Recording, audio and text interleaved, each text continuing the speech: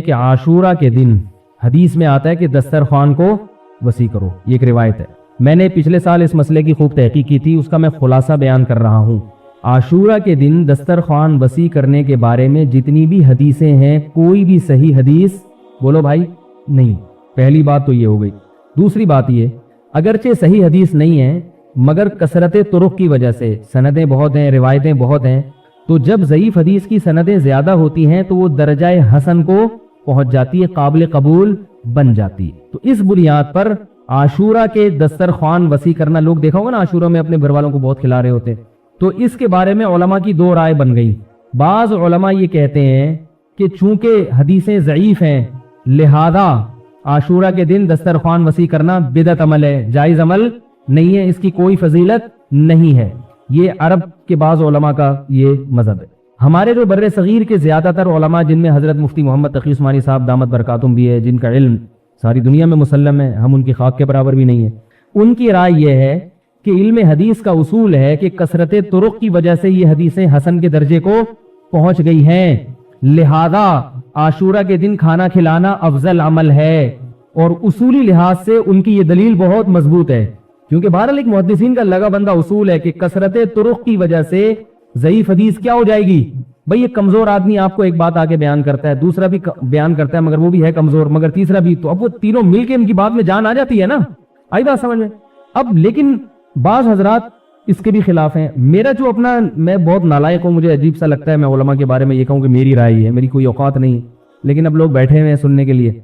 मैंने जब इस मसले की तहकीक की तो उसूली एतबार से तो हजरत मुफ्ती मोहम्मद तकी उस्मानी साहब, जो हमारे बुजुर्गों के भी बुजुर्ग हैं, उनकी बात बिल्कुल ठीक है कि कसरत तुरुक की वजह से हदीस हसन को पहुंच गई है। लेकिन एक मुझे इल्मी इश्काल है इसमें, वो इश्काल ये है कि अगरचे हदीस कसरत तुरुक की वजह से हसन है, काबिल कबूल है, मगर हदीस हसन हो या सही हो उस वक्त ली जाएगी जब उससे ज्यादा सही हदीस की मुखालफत ना हो रही हो। बात आ रही है समझ में।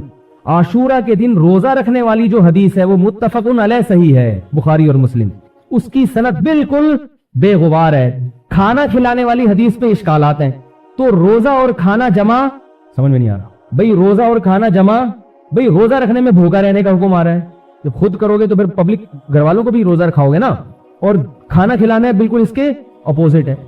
तो इसलिए मुझे इस बारे में अल्लामा इब्ने तैमिया रहमहुल्लाह ताला की राय ज्यादा सही मालूम होती है कि वो कहते थे कि बाज शामी लोगों ने ये हदीस गढ़ी है और उनका मकसद था शिया लोगों की मुखालफत। बाज सुन्नियों ने शियों की मुखालफत में भी गुलूफ किया है। शिया इस दिन को मनहूस समझते हैं, तो उन्होंने नहूसत खत्म करने के लिए हदीसें गढ़ी, खिलाओ पिलाओ, ईद का दिन बना दिया इसको।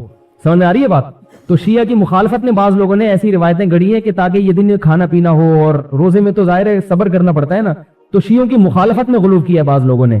तो इसलिए मेरी जो जाती टूटी फूटी राय है, नाकिस राय है कि रोजे वाली हदीस बहुत मजबूत है और ये जो खाना खिलाने वाली हदीस है ये उसके अपोजिट है। अगरचे ये भी हसन है, लेकिन जब ज्यादा सही हदीस की मुखालफत होगी, अहनाफ का, फिक़ह हनफी का तो उसूल है कि खबर वाहिद अगर कुरान के खिलाफ हो तो वो काबिल कबूल नहीं होती।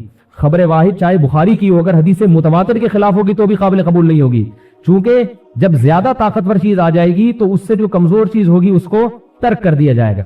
अब एक आखिरी बात में कि बाज उलमा इसका जवाब देते हैं कि भाई आशूरा के दिन रोजा भी रख सकते हैं और इफ्तारी में दस्तरखान वसी भी कर सकते हैं, तो ये हदीसें जमा हो सकती। और बाज ने यूं तदबीक दी कि खुद रोजा रखो लेकिन घर वालों को बोलो भाई खूब खिलाओ पिलाओ, दिन में खिलाओ। तो मेरी नजर में ये दोनों तावीलात बईद हैं। बईद इसलिए हैं कि खुद रोजा रखोगे तो जाहिर है उसूल ये है कि जब ये दिन रोजे का है और नबी ने इसकी बहुत बड़ी फजीलत बयान की कि पिछले 1 साल के रोजों का कफारा है, तो अकल ये कहती है कि इस नेकी में अपने घर वालों को अपने साथ शरीक, जैसे मैंने बताया ना कि भाई मैंने बच्चों को भी कहा रखो रोजा, घर वालों को भी कहा, तो भाई खुद रखो तो उनको भी तो इबादत की तरह, ये फजीलत सिर्फ मेरे लिए थोड़ी है, तो उनके लिए भी है ना। तो जब आप खिलाएंगे तो रोजा तो नहीं। और ये जो रहा मसला कि इफ्तारी में पब्लिक को इफ्तारी में दस्तरखान वसी करें, ये 2 वजह से दिल को लगती नहीं है ये तावील। एक तो ये कि इफ्तारी में तो वैसे ही दस्तरखान वसी करने का दिल चाहता है, बच्चों ने रोजा रखा हुआ, आपने रखा, तो यार समोसे पकौड़े तो होने चाहिए ना। इफ्तारी तो ऐसी चीज है कि अगर जेब में गुंजाइश है तो चाहे आशूरा का दिन ना भी हो वैसे भी दस्तरखान वसी करना चाहिए, और गुंजाइश नहीं है तो आशूरा के दिन हो तो भी नहीं करना चाहिए। जब गुंजाइश नहीं है तो कहां से करेगा दस्तरखान। दूसरा ये कि आशूरा का दिन मगरिब की नमाज के बाद तब्दील हो जाता है। वो आशूरा भाई जब इफ्तारी का टाइम आया, सहरी का टाइम था, تو اس میں وہ عاشورہ کے دن سے جو لفظ متبادر ہوتا ہے نا، وہ تو دن متبادر ہوتا ہے، وہ ابھی شروع نہیں ہوا ہے، وہ تو صبح صادق کے بعد شروع ہوگا، تو سحری میں دسترخوان وسیع بھی نہیں ہو سکتا، یعنی حدیث کے ظاہر کے خلاف ہے یہ۔ اور غروب آفتاب کے بعد اگر آپ دسترخوان وسیع کریں گے تو عاشورہ کا دن ختم ہو چکا ہے۔ بعض لوگوں نے اس تعویل کا یہ جواب دیا کہ یہاں رات دن کے تابع ہے، لیکن یہ تعویل در تعویل تعویل در تعویل کرنے کی پھر بات مزے کی نہیں رہتی۔ مجھے مزہ نہیں آ رہا، بعض کو آ رہا ہے، تو بہرحال یہ اختلافی مسئلہ ہے۔ تو اس لیے مجھے جو زیادہ صحیح بات لگتی ہے کہ جب ایک مستند بے غبار روایت موجود ہے روزہ رکھنے کی تو اسی کو فوکس کرنا چاہیے، اور یہ روایت اس کے بالکل مجھے لگتا ہے کہ اپوزٹ ہے۔ تو میری رائے یہ ہے کہ دسترخوان وسیع نہیں کرنا چاہیے۔ ویسے تو جب چاہیں وسیع کر لیں، بچوں کو خوب کھلائیں پلائیں، لیکن خاص عاشورہ کے دن اس کی میرے خیال میں کوئی فضیلت نہیں ہے۔ البتہ اتنے بڑے علامہ ہیں حضرت مفتی تقی صاحب، ہم ان کی خاک کے برابر بھی نہیں ہیں، تو ان کی رائے کو اگر کوئی فالو کرتا ہے تو بھی ٹھیک ہے، کہ میں یہ کام نہیں کرتا، چونکہ مجھے ابن تیمیہ رحمہ اللہ کی رائے اس بارے میں ذرا زیادہ مضبوط معلوم ہوتی ہے۔ لیکن ابن تیمیہ رحمہ اللہ نے یہ دلائل نہیں دی ہیں، انہوں نے صرف روایات سے بحث کی ہے اور اس میں تھوڑا سا تشدد کیا ہے انہوں نے، کیونکہ وہ روایات کے ضعیف قرار دینے میں تھوڑے سے متشدد مشہور ہیں۔ لیکن یہ کہ مجھے پھر اس میں یہ جو دلائل ہے نا جو دوسرے اس کے ساتھ ملائے ہیں، ان کی روشنی میں ایسا لگتا ہے کہ یہ عاشورہ کے دن جو کھانا کھلانے والی روایت ہے یہ اتنی زیادہ مضبوط نہیں ہے۔ وہ صادق تو ہو چکی ہو بقرعید کی، عید کی نماز کا ہونا ضروری نہیں ہے۔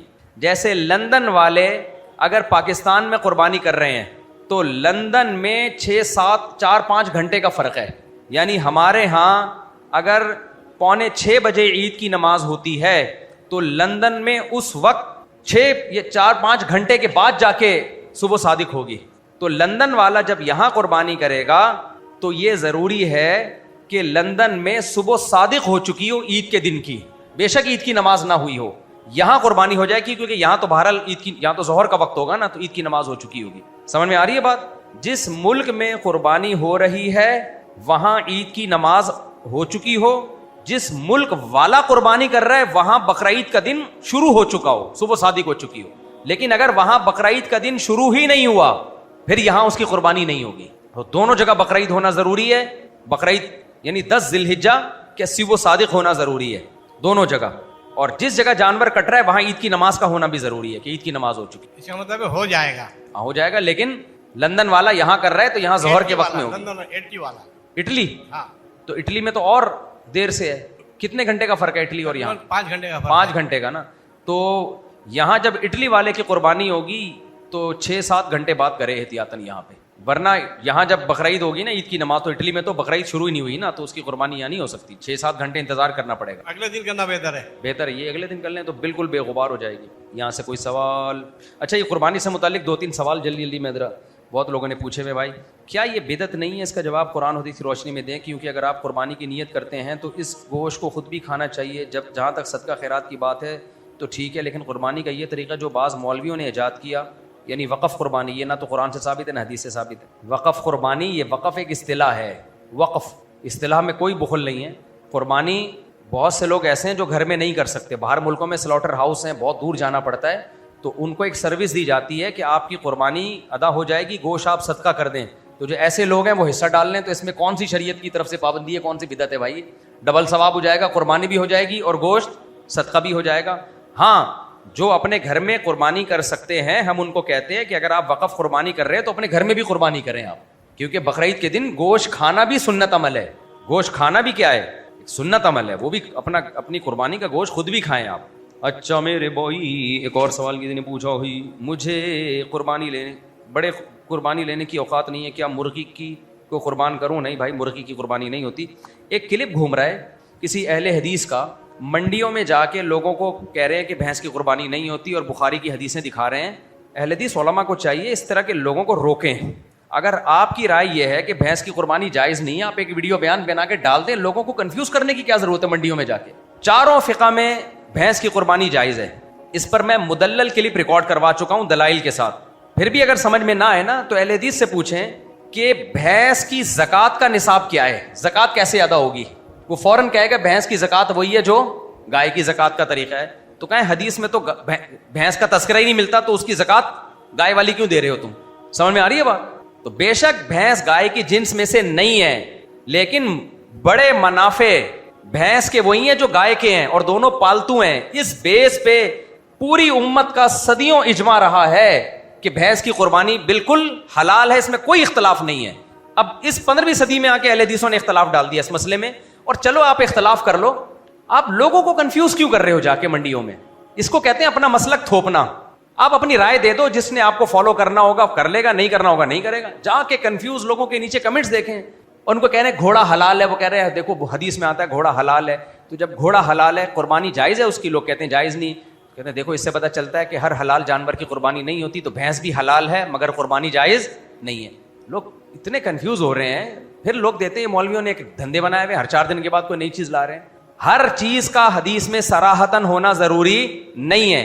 इजमाए उम्मत से बहुत सी चीजें साबित होती हैं, सदियों इस पर इजमा रहा है। अगर यकीन ना आए तो 1000 साल में कोई बड़े मुहद्दिस या कोई बड़े फकीह बताएं जिन्होंने भैंस की कुर्बानी को नाजायज लिखा हो। कोई मोतद भी हो, ऐਵੇਂ ही कोई उठ के ना लिख दे, जिनकी बात को उम्मत ने वैल्यू दी है। हर मसला सराहतन हदीस में नहीं होता। मिसाल के तौर पर औरतें आहिस्ता लब्बैक कहेंगी, कोई हदीस दिखाओ, कोई भी हदीस नहीं है इस पे, फिर भी पूरी उम्मत का इजमा है। औरतें सफा मरवा में चलेंगी दौड़ेंगी, नहीं, हदीस है कोई? बल्कि हदीस तो इसके बरखिलाफ है। हदीस में आता है खुदू अन्नी मनासिककुम, जैसे मैंने हज किया ऐसे करो। तो ये मर्दों को भी हुक्म है, औरतों को भी हुक्म है। तो भाई नबी ने तो हज के तवाफ में पहले 3 चक्रों में रमल किया है, तो औरतों को भी चाहिए रमल करें। नबी ने तो जोर से लब्बैक कहा है, औरतों को भी चाहिए लब्बैक कहे। नबी ने सफा मरवा में दौड़ लगाई है, और हजरत हाजरा जिनकी सुन्नत जिंदा की है वो तो औरत थी, तो औरतों को तो बाकायदा दौड़ लगानी चाहिए, फिर भी नहीं लगाती। क्यों? पूरी उम्मत का इजमा है। कुरान कहता है वमन यत्तबी गैर सबीलिल मोमिनीन, जो उम्मत के रास्ते को छोड़ के चलेगा ना, नुवल्लिही मा तवल्ला, जिधर जा रहे हम वहीं जाने देंगे हम उसको। कितने सख्त अल्फाज हैं, यानी उसकी कोई ब्रेकें नहीं होंगी, जा दफा हो जा जहां जाना है तूने। आसान जबान में इसका तर्जुमा ये होगा वनुस्लिही जहन्नम, बिल आखिर जहन्नम में फेंकेंगे। तो ये उम्मत से अलग राय कायम करना ये जुर्म है। सदियों से उम्मत का इजमा एक मसले पे चला आ रहा है कि भैंस ज़कात के मामले में भी गाय के हुक्म में है, कुर्बानी के मामले में भी गाय के हुक्म में। अब आपको एक शुर्री छोड़ने की क्या जरूरत है 15वीं सदी में?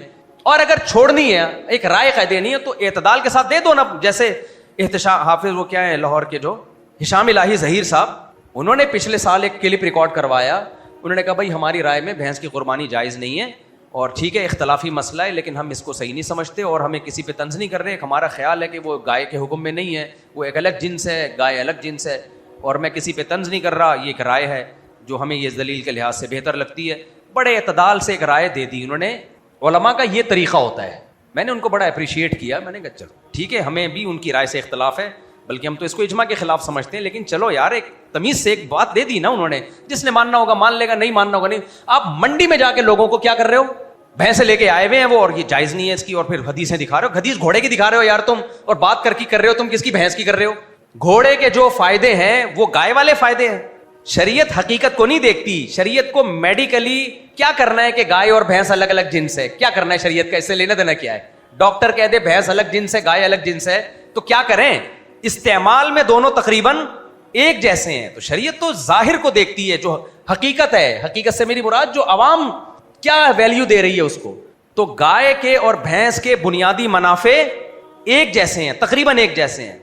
तो अब बेशक अलग अलग जिन्स हो, इससे कोई फर्क नहीं पड़ता। दोनों पालतू हैं, दोनों से बुनियादी तौर पर गोश्त और दूध लिया जाता है, दोनों जुगाली करने वाले जानवर हैं, दोनों सवारी के लिए नहीं है। बेसिक फायदे कॉमन है। इसीलिए हजरात फुकहा ने कहा कि जो ज़कात गाय की होगी वही बिल्कुल किसकी होगी, भैंस की। अब अगर आप कहते हो नहीं भैंस टेक्निकल आपने फर्क निकाल लिया, वो तो पानी में जाती है और दोनों का क्रॉस नहीं हो सकता, ये टेक्निकल फर्क निकाल लिया, तो फिर भैंस की ज़कात क्या होगी? आप बताओ।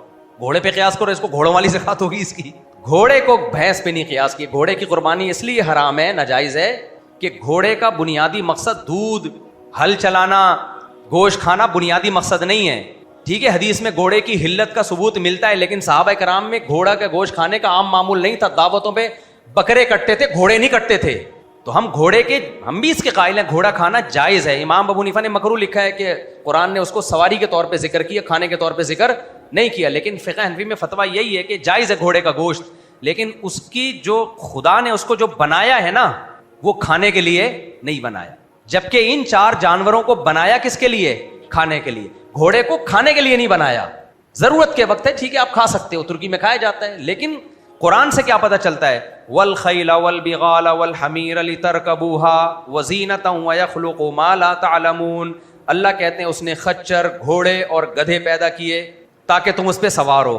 جہاں کھانے کے جانوروں کی بات آئی ہے ثمانیۃ ازواج، فرمایا 8 جانور، من الابل اثنین ومن الضأن اثنین، کیا ہے وہ آیت؟ ومن الابل اثنین ومن البقر اثنین، فرمایا اونٹ میں 2 یعنی نر اور مادہ، اور گائے میں بھی نر اور مادہ. یہ کس کے لیے؟ کھانے کے لیے.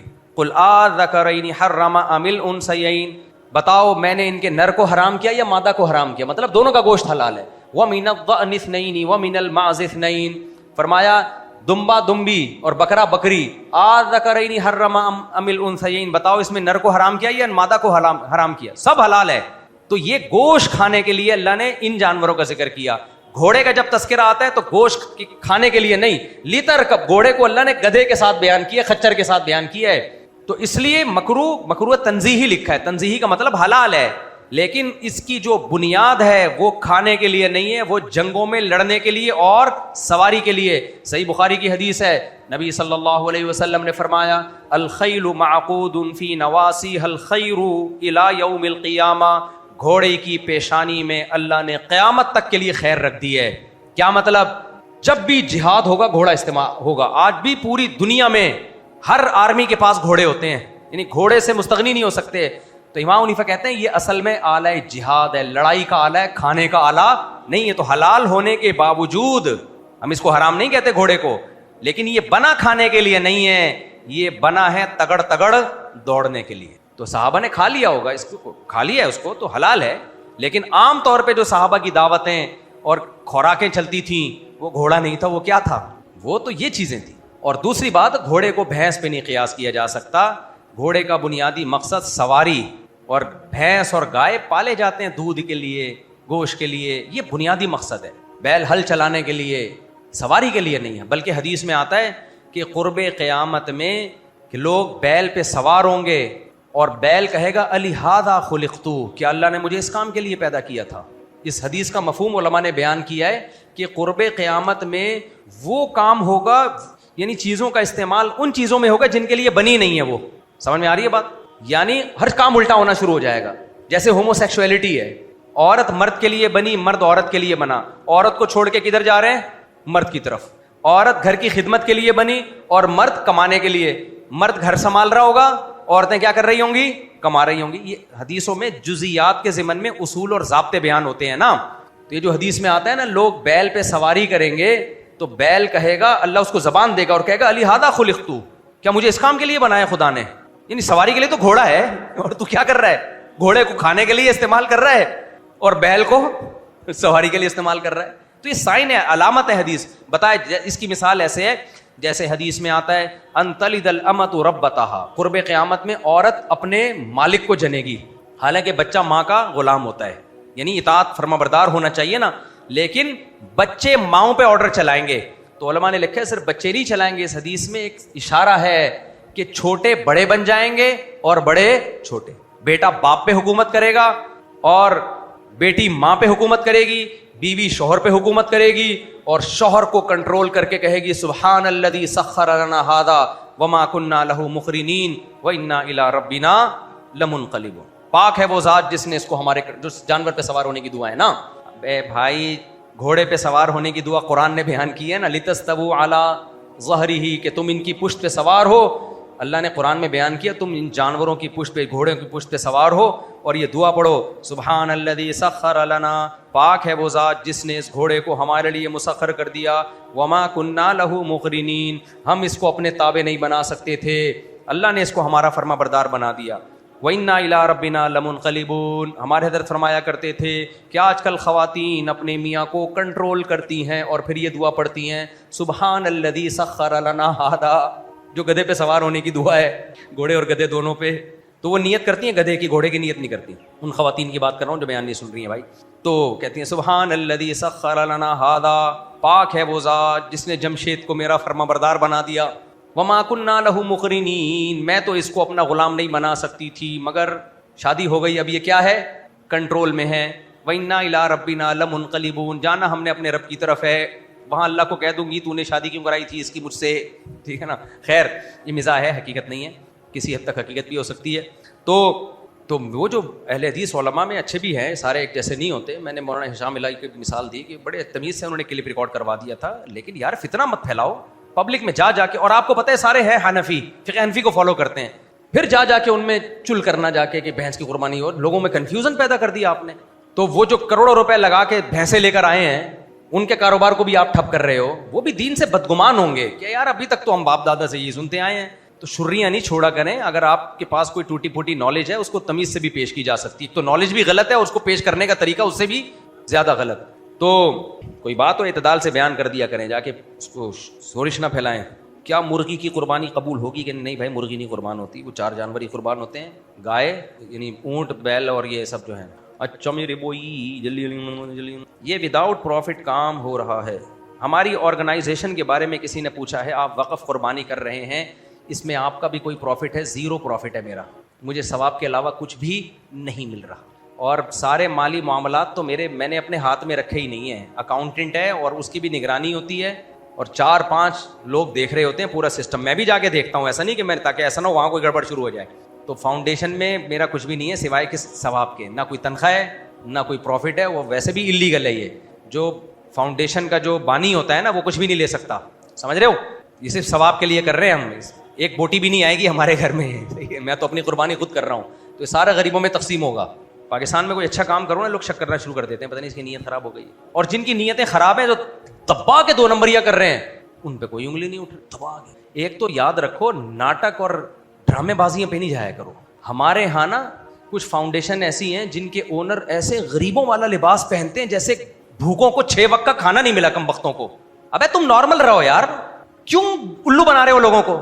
وہ یہ شو کرتے ہیں خاکسار, اربوں کھربوں روپے تمہارے اکاؤنٹ میں آ رہا ہے, چیریٹی کا آ رہا ہے, ٹھیک ہے, تمہارے لیے حلال نہیں ہے تو تمہارا اپنا بھی تو کچھ ہوگا بزنس, وہ تو پہنو.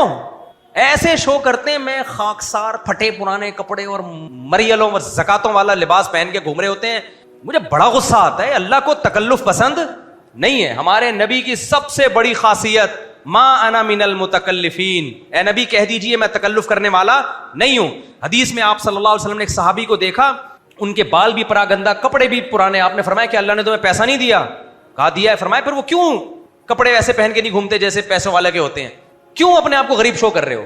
بھائی اگر آپ کے پاس پیسہ ہے, اور ہمیں پتہ ہے آپ کی بھائی میرا ٹرسٹ ہے, میں وہاں سے کچھ نہیں لیتا, لیکن اپنی جو 4 گھر میں چلا رہا ہوں تو کچھ تو سورس آف انکم ہوگی نا.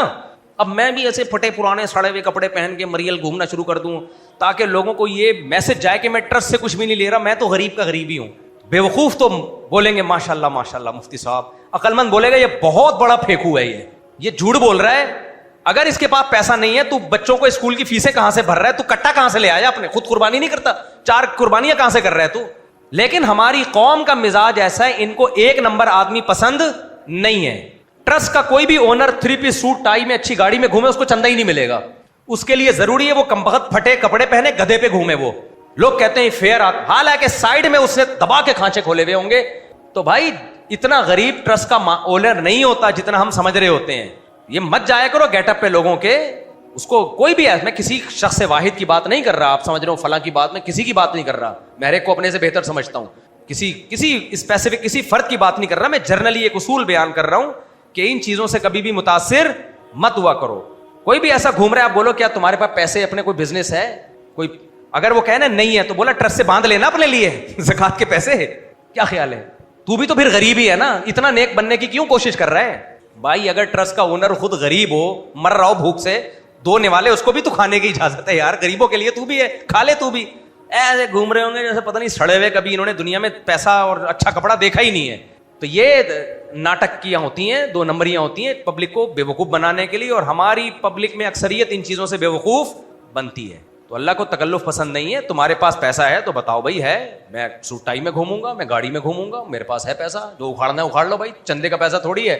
کوئی الزام لگاتا ہے ٹرسٹ سے آ رہا ہے تو بھائی ثابت کر لے بھائی. ہاں یہ ضرور ہے کہ جو ٹرسٹ چلا رہے ہیں, فاؤنڈیشن چلا رہے ہیں, ان کے پاس اگر پیسہ ہے شو کریں وہ پیسہ, لیکن جو سورس آف انکم ہے وہ بھی بتائیں. کتنے لوگ مجھ سے پوڈ کاسٹ میں پوچھتے ہیں آپ کی سورس آف انکم کیا ہے. بہت سے لوگ غصہ کرتے ہیں اس سوال کا جواب کیوں دیتے ہو. کہ تو میں جواب دوں گا, کیونکہ میں مسجد کا امام بھی ہوں اور میں ایک ٹرسٹ بھی چلا رہا ہوں, میرے ذمے ہے کہ میں جواب دوں کہ میرے پاس پیسہ کہاں سے آ رہا ہے. اس میں بھی یہ نہیں کہہ سکتا اللہ کھلا رہا ہے, اللہ پلا رہا ہے. تو لوگ بولیں گے ہمیں کیوں نہیں کھلا رہا, تجھے کیوں کھلا رہا ہے.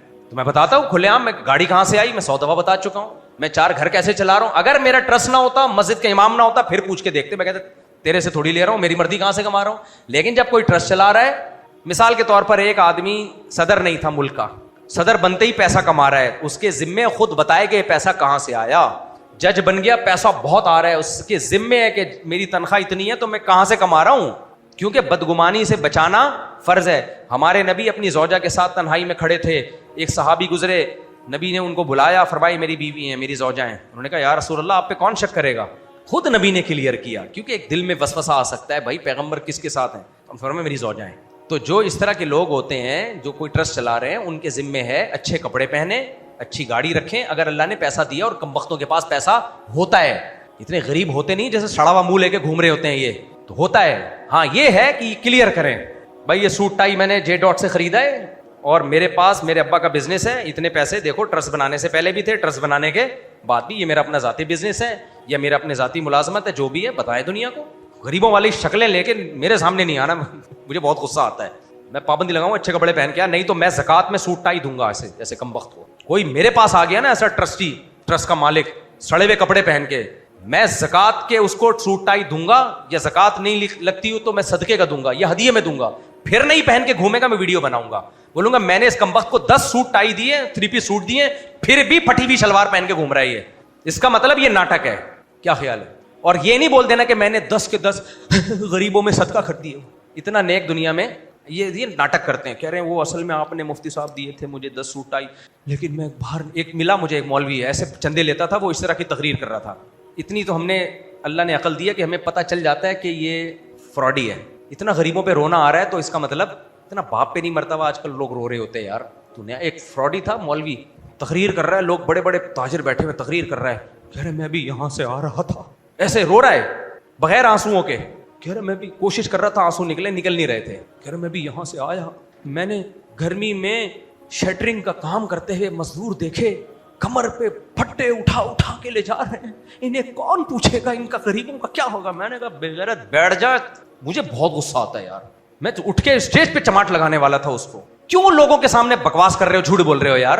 اتنا رونا تجھے آ رہا ہے, مجھے پتا ہے اتنا نہیں آتا رونا یار. مزدور ہر بچپن سے دیکھتے آ رہے ہیں, ترس آتا ہے, ہمیں بھی آتا ہے, ہم کیا انسان کے بچے نہیں ہیں.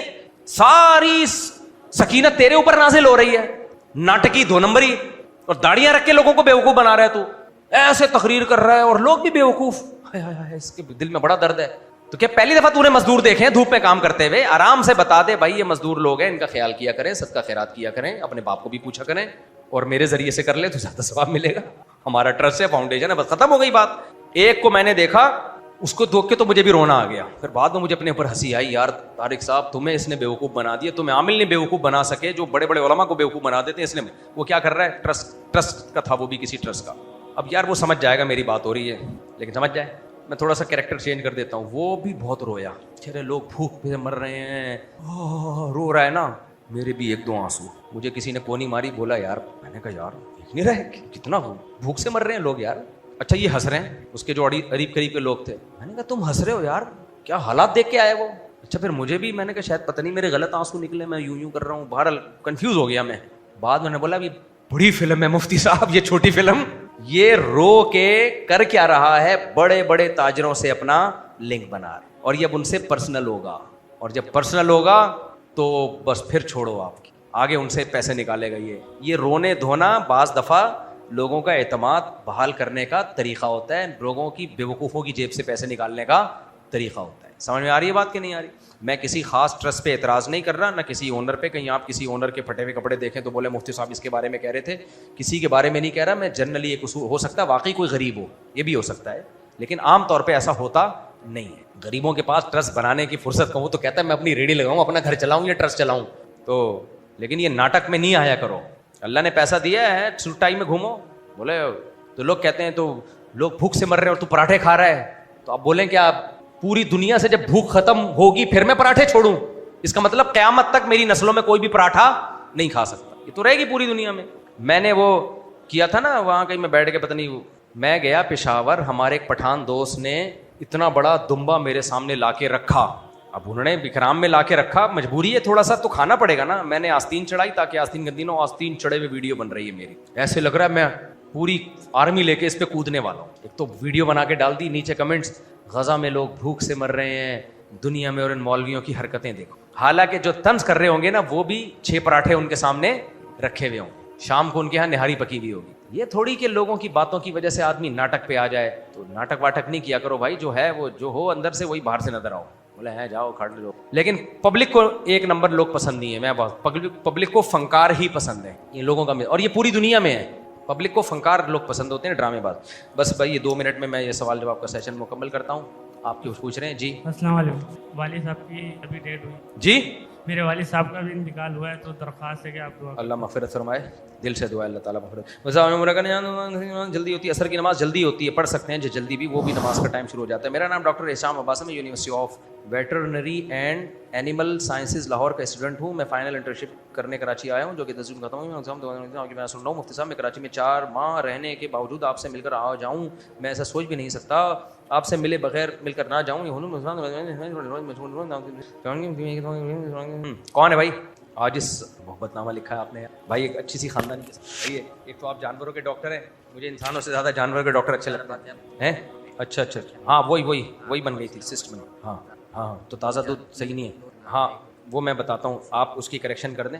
جو فریش ملک ہے نا, بوائل کیے بغیر جو بالکل نکالا اور پی گئے, تو اس میں جو میں نے ڈاکٹر سنا اگر جانور میں کوئی بیماری ہے تو وہ اس دودھ میں آ سکتا. اچھا تو ہاں, لیکن مجھے ایک ڈاکٹر ہی نے بتایا کہ اگر اس پالتو جانور کا آپ ٹیسٹ کروا لیں, بلڈ ٹیسٹ, جس سے پتہ چل جائے کہ اس میں وہ بیماریاں نہیں ہیں, تو پھر پی سکتے ہیں. یہ تو ٹھیک ہے نا. اچھا بکری میں بھی ہے, یہ گائے میں اور بھینس میں امکان زیادہ. بھائی یہ کہہ رہے ہیں تازہ دودھ میں بیماریوں کا خطرہ ہے. یہ بات مجھے اور بھی ڈاکٹروں نے بتائی ہے, لیکن اس کی میں بھی حل بتاتا ہوں. اچھا بھائی, میں کئی بار لوگوں کو بیانات میں ترغیب دے چکا ہوں. ہمارے نبی کی سنت ہے فریش دودھ پینا. دودھ نکالا اور بوائل کیے بغیر پی گئے.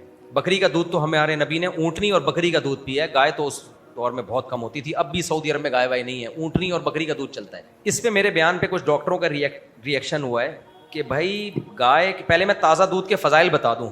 دودھ میں کچھ پیٹ کے لیے مفید بیکٹیریا اور کچھ منرلز ایسے ہوتے ہیں جو بوائل کرنے سے ضائع ہو جاتے ہیں, ایک بات. نمبر 2, دودھ کچھ دیر جب رکھا رہے گا تو پھر تو ہر قیمت پہ بوائل کرنا ہی پڑے گا آپ کو. تو میں نے ترغیب اس کی دی, دودھ نکالو اور کھڑاک سے پیو. میرا اپنا تجربہ ہے, صحت بہت اچھی ہوتی ہے اس سے, پیٹ بہت اچھا ہو جاتا ہے. لیکن ڈاکٹر بتاتے ہیں کہ اگر آپ فریش ملک پئیں گے بغیر بوائل کیے, بے شک وہ تازہ ہوگا, تو اس میں بعض بڑے خطرناک بیکٹیریاز ہوتے ہیں, خاص طور پہ ٹی بی کے بیکٹیریا بھی ہوتے ہیں نا گائے میں. گائے کی ٹی بی پتہ نہیں چل رہی ہوتی, تو وہ آپ کو وہ ہو سکتے ہیں. اور بھی کچھ خرابیاں ہیں. بروسلی سے ملتا جلتا. اچھا, لیکن میں نے گائے ہی کے ایک ڈاکٹر سے پوچھا ہے کہ اگر آپ کی پالتو گائے ہے, آپ اس کا بلڈ ٹیسٹ کروا کے دیکھ لیں کہ اس میں بیماریاں نہیں ہیں, تو پھر سیو ہے وہ. تو آپ اس سے اتفاق کرتے ہیں نا, تو ہماری تو پالتو گائے ہے نا, تو میں اس کا بھی انشاءاللہ بلڈ ٹیسٹ کرواؤں گا اپنی گائے کا کہ اس میں وہ بیماریاں تو نہیں ہیں. اگر نہیں ہیں تو پھر پی لیں, سارے ٹیسٹ کروا لوں گا انشاءاللہ. ٹھیک ہے. اچھا بکری کا میں وہ مسئلہ نہیں ہے, بکری کا نکالا دودھ اور پی گئے, وہ ٹھیک ہے. چلو, ہمارے نبی سے ویسے بکری اور اونٹنی کا فریش دودھ ثابت ہے. گائے وائے کا دودھ تو زمانے میں وہاں رواج ہی نہیں تھا. اونٹنی کا دودھ تو 0 فیٹ ہے, اتنا خاندانی دودھ ہے اونٹنی کا. السلام علیکم. وعلیکم السلام, کیا حال ہے بھائی جان؟ مفتی صاحب میں مکینک ہوں, بڑی گاڑیوں کا جو گائے کے میکینک, بڑی گاڑیوں اچھا کا, گاڑیوں ٹرکوں کا, ٹرالوں کا, ڈمپروں کا. مفتی صاحب یہ ہے کہ جب گاڑیاں آپ کو میں نے اپنی گائے دکھانی ہے ابھی, آپ ذرا بیٹھیے گا. مفتی صاحب جب یہ لوگ پورٹ سے یا گوداموں سے مال لے کے جاتے ہیں کہیں اور, ہاں, تو وہاں کا ان کو کرایہ کسی کو نقد ملتا ہے, کسی کو نہیں ملتا ہے. ہاں, ان کی بیلٹیاں ملتی, تو وہ بیلٹیاں کچھ ٹائم بعد, کوئی 1.5 مہینے 2 مہینے بعد ملتی ہے اس کا پیسہ, لیکن وہ ان کو پیسے کی ضرورت ہوتی ہے. سود خالص, یہ مسئلے کی تحقیق ہو چکی ہے. ان کی اپنی اجرت بعد میں ملتی ہے, وہ کسی سے کم پیسے لے لیتے ہیں اور کہتے ہیں وہاں سے تم پورے لے لینا, یہ سود ہے.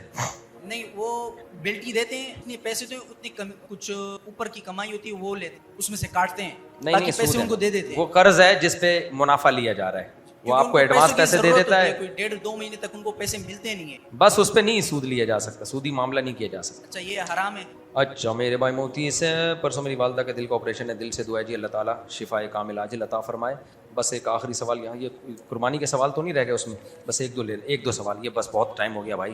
اچھا میرے بھائی 1 منٹ, کیسے حصہ لے سکتے ہیں, کیسے حصہ لے سکتے ہیں؟ حصہ فاؤنڈیشن میں 25,000 کا واقف حصہ ہے, آپ اسے کرنے کے لوگوں کے ثواب ملے تو یقیناً آپ کو تو کوئی پیسہ نہیں بچ رہا ہوگا, کیونکہ آپ کوئی تپا ہوا ہے مجھ سے, اعتراضات لکھ کے بھیجے اس نے, کہہ رہے ہیں آپ اس لیے وقف قربانی کر رہے ہیں کہ لوگوں کو ثواب ملے, تو یقیناً آپ کو تو کوئی پیسہ نہیں بچ رہا ہوگا کیونکہ آپ بھی ثواب ہی کر. بالکل 1 روپیہ بھی نہیں بچ رہا, اور اگر ٹرسٹ میں کچھ بچے گا تو وہ ٹرسٹ ہی کے کاموں میں لگے گا. یہ ہم نے لوگوں سے پرمیشن لی, اگر کچھ پیسے بچ گئے تو وہ غریبوں میں ہی تقسیم ہوں گے ٹرسٹ کے کاموں میں. میرے 1 روپیہ نہیں ہے اس میں, 1 بوٹی بھی نہیں ہے میری, کیسے حصہ لے سکتے ہیں وہ. السلام علیکم مفتی صاحب, آپ سے یہ پوچھنا تھا کہ جو شریعت کا انکاری ہو تو اس کو کیا کہا جاتا ہے؟ اور دوسری بات یہ, جماعت اسلامی اور دعوت اسلامی جو ہیں یہ اپنے کارکنان کو یہ کہتے ہیں کہ ہم رضا الہی کے لیے خالے جمع کر رہے ہیں اور ہم لوگوں مستحق کے لیے ان کو بھیجیں گے پیسہ جو آتا ہے. یہ جو ان کے کارکنان جو کام کر رہے ہوتے ہیں ان کو تو کچھ بھی نہیں ملتا, لیکن ان کو کہتے صرف یہ آپ کو رضا ملے گی رضا. تو ایسا کوئی شریعت میں کوئی ایسی بات ہے کہ کھالے جمع کر کے کوئی ثواب ملے گا؟ اور نہیں, جو کھالیں جمع کر کے مستحقین تک پہنچا رہا ہے اس کو تو ثواب ملے گا نا, وہ غریبوں کے کام آ رہا ہے. نہیں لیکن جو کارکنان کام کر رہے ہیں ان کو بھی تو کوئی بینیفٹ دینا پڑے گا نا. تو وہ تو ملازمت ہے. اور اگر وہ نہیں دیتے, وہ صرف یہ کہتے ہیں آپ کو رضا الہی ملے گا, آپ رضا الہی کے لیے کھالے جمع کریں, 3 دن اپنے لگائیں, یہ ایسی کوئی ہے چیز؟ دیکھیں ملازم فری میں بھی ہو سکتا ہے, تنخواہ پہ بھی ہو سکتا ہے. اچھا, تو وہ تو ملازم کی مرضی ہے, کوئی فری میں اپنی خدمات دے دے یا تنخواہ کے ذریعے دے. لیکن وہ لوگوں کو جو اپنے طرف وہ کرتے ہیں کہ آپ اگر 3 دن کھالے جمع کریں گے تو اللہ کی رغبت ملے گی, آپ بڑے جنت ملے گی. تو یہ اگر وہ خود نہیں لے رہے تو یہ نہ ہو کہ خود کما رہے ہوں, پھر جائز نہیں. لیکن ایسا مجھے نہیں پتا کرتے نہیں کرتے, میں تو ایک اصول بیان کروں گا, اگر کوئی کھالے جمع کر کے صحیح جگہ لگا رہا ہے تو دے سکتے ہیں کھالے. اس کو لیکن کارکنان کو کوئی کمپنسیٹ تو کرنا چاہیے نا, ان کو کرنا چاہیے. لیکن وہ تو یعنی آپ کا مطلب کارکنوں کو بھی ثواب پہ رکھایا ہوا ہوتا ہے. ہاں بس کارکنوں کو اجرت دی جا سکتی ہے. یہ نا تو جی آپ کو اللہ کا رضا ہے, تو ایسا کہاں ہے لکھا ہوا ہے؟ تو اس لیے میں نے آپ سے پوچھا کہ آپ شریعت چاہتے ہیں. آج کل نا ٹرسٹوں میں کنجوسی ہے نا, شریعت کے حساب سے کوئی اگر ایسا ہے تو بتائیں کہ ثواب ملتا ہے, ورنہ کمپنسیٹ کرنا چاہیے, پیسے دینے چاہیے. جی جی جزاک اللہ. السلام علیکم. مودی صاحب انہوں نے کہ قضا کے بارے میں یعنی کٹنگ سے مشابہت کیا, پینٹ شرٹ کا لباس بھی اس میں مشابہت ہے. دیکھو پینٹ شرٹ اب انگریزوں کا لباس نہیں ہے, پینٹ شرٹ پوری دنیا میں ایک اسٹینڈرڈ لباس بن چکا ہے. آئی بات سمجھ میں؟ پوری دنیا میں آفس کے ڈریس میں ایک اسٹینڈرڈ لباس بن چکا ہے پینٹ شرٹ. لہٰذا اس کو یہ کہنا یہ جاپانیوں کا یا انگریزوں کا یا سکھوں کا یا ہندوؤں کا یہ کانسیپٹ ہے پینٹ شرٹ میں. کچھ چیزیں ایسی ہوتی ہیں جو کسی خاص قوم کا شعار تھیں, وہ دنیا میں ان کو مقبولیت ملی اور ایک اسٹینڈرڈ پہ آ کے ساری دنیا جمع ہو گئی. اس کی مثال ایسے ہے جیسے انگریزی انگریزوں کی زبان ہے, لیکن پوری دنیا میں جو ایک بین الاقوامی زبان جو لوگوں کی آپس میں کمیونیکیشن کا کام دے گی وہ انگلش ہے. لہذا یہ جو جہازوں میں پوری دنیا میں, یہ میں نے پائلٹوں سے ریسرچ کی ہے, یوٹیوب کی ریسرچ نہیں ہے, پائلٹوں سے میں بہت سلام دعا ہے, میری بہت سے جہازوں میں پائلٹوں سے دوستی ہو, ہر طرف کے طبقے سے میری سلام دعا ہے. میری جو نالج ہوتی ہے نا وہ اس طبقے کے ماہرین, جیسے یہ ڈاکٹر ہے نا جانوروں کے, اب میں میڈیکل سائنس کی کتابیں تھوڑی پڑھوں گا, میں بیماریوں کا ڈاکٹر سے براہ راست پوچھوں گا, تو اس سے انسان کی معلومات کافی بڑھ جاتی ہیں کہ اس کو ہر فیلڈ میں ایکسپرٹ مل جاتے ہیں. تو اب انہوں نے کتنی اچھی ایک معلومات دی نا کہ بھائی گائے کے دودھ میں ٹی بی کا خطرہ ہے, بکری میں نہیں ہے, وغیرہ وغیرہ. تو یہ جو انگریزی ہے, رشین انگلش سے انتہائی نفرت کرتے ہیں, جیپنیز انگلش سے انتہائی نفرت کرتے ہیں, صرف یہ نہیں کہ انگلش سیکھتے نہیں, نفرت کرتے ہیں, اور چائنیز انگلش سے انتہائی نفرت کرتے ہیں, فرینچ انگلش سے انتہائی نفرت کرتے ہیں. لیکن پائلٹ چاہے فرینچ ہو, چائنیز ہو, رشین ہو, انگلش سیکھنا مسٹ ہے اس کے لیے. اور رشین نے نہ چاہتے ہوئے بھی پائلٹوں کو انگلش سکھاتے ہیں. وجہ کیا ہے؟ جہاز جب ہوا میں ہوتا ہے تو اس کا کوئی مذہب نہیں ہوتا, اس کی کوئی قوم نہیں ہوتی. جس ملک میں جائے گا اس کو یہ نہیں کہ اب چائنیز جا رہا چنگ پونگ کرتا ہوا نکل گیا, پاکستانی کو سمجھ میں نہیں آئے گا تو نے اترنا کہاں تھا. اب پاکستانی چائنیز کے لیے چائنا والا بٹھائے ترجمان, رشین جہاز آ رہا ہے تو رشیا کا بندہ بٹھائے, اردو کے لیے اردو پائلٹ کے لیے اردو بولنے والا بٹھائے, فرانس سے جہاز آ رہا ہے تو فرینچ بٹھائے. تو ہر ایئرپورٹ پہ اتنے بندے بیٹھ جائیں گے کہ تو مصیبت ہو جائے گی. پوری دنیا نے ایکسیپٹ کیا کہ بھائی جب بین الاقوامی سطح پہ کوئی بھی زبان یوز ہوگی تو وہ انگلش ہوگی. سمجھ میں آ رہی ہے؟ یہ اب لوگوں نے ایکسیپٹ کر لیا ہے. اب کوئی پائلٹ انگلش سیکھ رہا ہے, آپ بولو کافروں کی زبان سیکھتے ہوئے تجھے شرم نہیں آتی, تو وہ کیا کہے گا؟ بھائی وہ اب کافر کی زبان نہیں رہی ہے. پوری دنیا میں جو کمیونیکیشن کے لیے ایک اسٹینڈرڈ ہے وہ یہی ہے کہ انگلش میں بات ہو, کیونکہ گورا کہتا ہے میں ہر ایک کو اس کی زبان میں نہیں سمجھا سکتا. تو اب وہ آپ خوشی سے مانیں یا مجبوری میں مانیں, وہ آپ کو ایکسیپٹ کرنا پڑے گا. اور جنہوں نے انگلش کو ایکسیپٹ کر لیا نا وہ فائدے میں رہے ہیں, جنہوں نے چائنیز جیپنیز نے نہیں کیا وہ نقصان میں ہے. پتہ ہے آپ کو, یہ انہوں نے اڑی میں رہے کہ ہماری اپنی زبان میں, ٹھیک ہے انہوں نے ترقی بہت کر لی اپنی زبان میں جو کچھ ہوتا ہے, لیکن چائنا والا جب چائنا سے باہر نکلتا ہے گونگا ہوتا ہے, وہ جاپان والا جاپان سے باہر نکلتا ہے گونگا ہوتا ہے, فرانس والا فرانس سے باہر نکلے گا گونگا, نہ کوئی اس کی سمجھتا ہے نہ وہ کسی کی. इंडियन पाकिस्तानियों को ये सहूलत हासिल है कि ये बचपन से इंग्लिश सिखाई जाती है, तो ये दुनिया में जहां भी जाते हैं गूंगे नहीं होते, ये गूंगे नहीं होते। तो इसलिए कुछ चीज़ें इंग्लिश की ऐसी हैं कि हमें पसंद हो या ना हो वो हमें एक्सेप्ट करना पड़ेगा। तो मुझे तो पैंट शर्ट नहीं पसंद है, मैं नहीं चाहता मेरे बच्चे पैंट शर्ट पहने, लेकिन बहरहाल दुनिया का जो एक स्टैंडर्ड का लिबास दुनिया ने एक्सेप्ट कर लिया है पूरी दुनिया में, चाहे वो रशियन हो, चाइनीज़ के असल लिबास जो रिवायती लिबास है वो ये थोड़ी है पैंट शर्ट, लेकिन पूरी दुनिया में उसको एक स्टैंडर्ड का ड्रेस मान लिया गया है। तो अब जब मान लिया गया तो आप भी मान लो तो खैर में रहोगे। पूरी सोसाइटी के अगेंस्ट चलोगे तो सोसाइटी से टकराने का कोई फायदा नहीं होगा, जबकि मजहब उसकी मुखालफत भी नहीं कर रहा, क्योंकि मजहब तो कह रहा है किसी कौम की मुशाबहत जायज़ नहीं है। ये कौम की मुशाबहत रही नहीं है इसमें, अब हर कौम पहन रही है ना। हाँ, तरजीह हम इसी को देखते हैं उलमा सोलहा के लिए कि वो अपने ही कल्चर को प्रोमोट करें। इसलिए मैं कोशिश यही करता हूँ भाई, अपने शलवार कमीज़ को, मैंने शलवार कमीज़ के 15 आदाब इसलिए बताए थे कि शलवार कमीज़ को प्रोमोट करें, लेकिन उन 15 उसूलों के साथ, ताकि देखने में अच्छे लगें, चंदा मांगने वाले ना लगें। पूरी दुनिया में जहाँ भी शलवार कमीज़ में बंदा नजर आता है, इतने भोंडे तरीके से शलवार कमीज़ पहनते हैं कि ऐसा लगता है ये चंदा मांगने के लिए आया हुआ है। तो शलवार कमीज़ पहने डिसेंट तरीके से, मेरे वाले तरीके से, मैं भी अजीब तरीके से पहन के आता हूँ।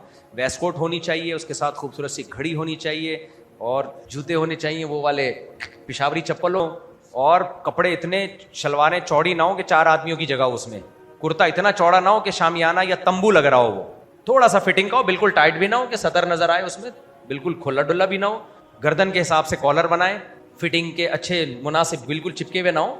तो ऐसे कपड़े पहने, और कपड़ा भी अच्छी कंपनी का हो, इस्त्री हुए हुए हों वो, तो शलवार कमीज में आदमी बड़ा खूबसूरत लगता है, और वेस्ट कोट भी हो उसके ऊपर, तो ऐसा शलवार कमीज पहने तो बहुत अच्छी बात है। लेकिन ये वाले जो हम लोग शलवार कमीज पहन रहे हैं, सऊदी अरब में तो अरब समझते हैं कि ये ज़कात मांगने के लिए आया, ये वाली ना। और इसी वजह से शलवार कमीज़ दुनिया से ख़त्म हो रही है कि सही तमीज़ से पहनी नहीं जा रही है ना। शलवार कमीज़ भी बहुत डिसेंट लिबास है, बहुत अच्छा लिबास है, अगर तमीज़ से पहना जाए, शरीफ लगता है आदमी। तो प्रोमोट इसी को करें, लेकिन नाजायज़ नहीं कहा जा सकता पैंट शर्ट। बस काफ़ी हो गया मेरा ख्याल।